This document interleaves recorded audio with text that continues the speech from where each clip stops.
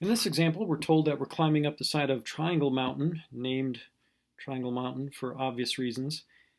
And we're told that the mountain is 5 kilometers high, so it's 5 kilometers tall, and it has a base length of 40 kilometers. And we're marching up there at a brisk pace of 4 kilometers per hour, just straight up the side. Constant speed, so we're in really good shape.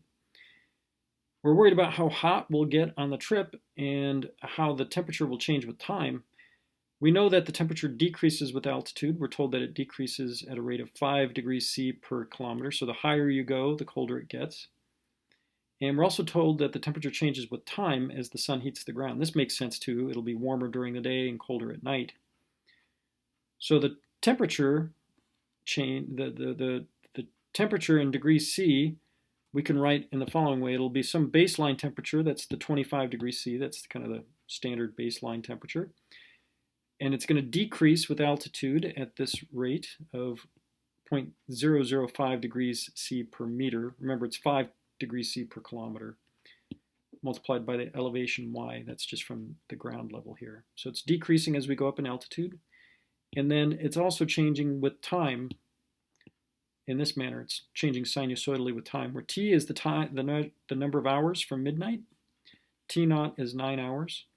And then it's divided by 24 hours. So this just means that the temperature is cycling with time.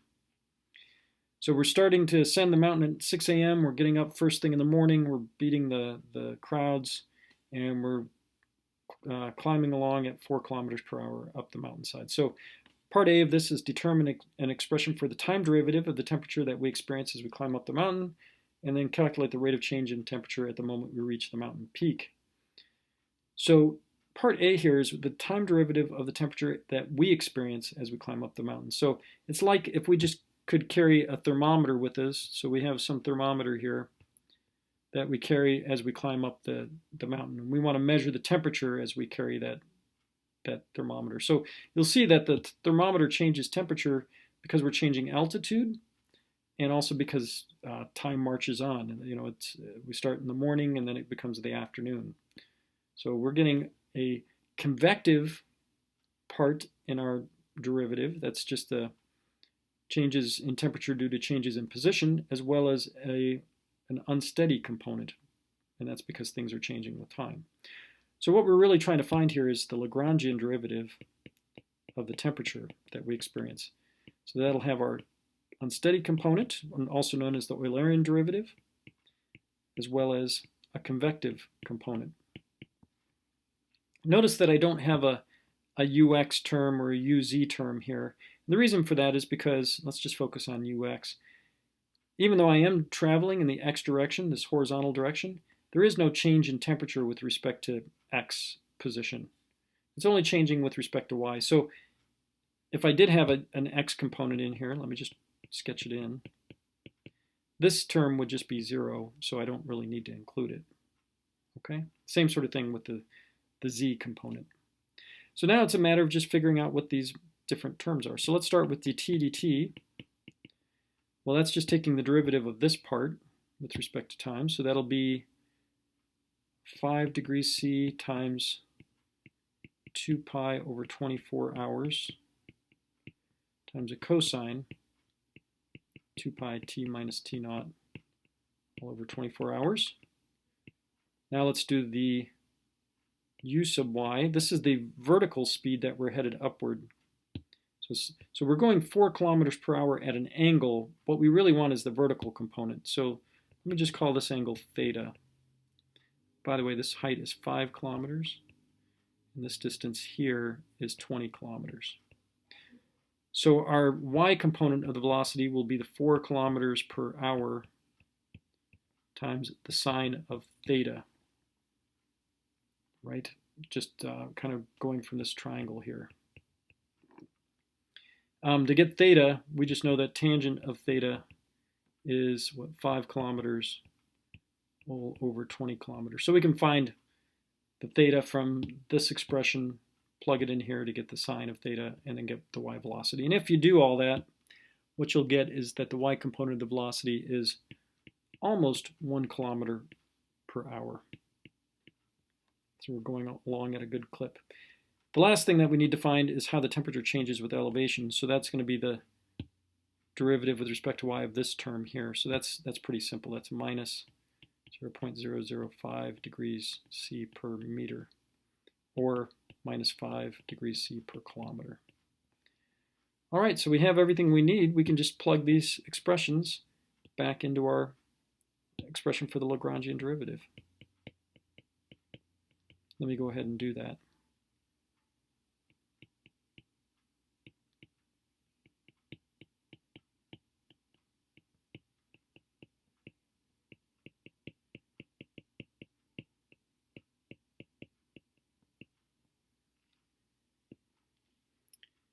And this next term will be 4.85 degrees C per hour.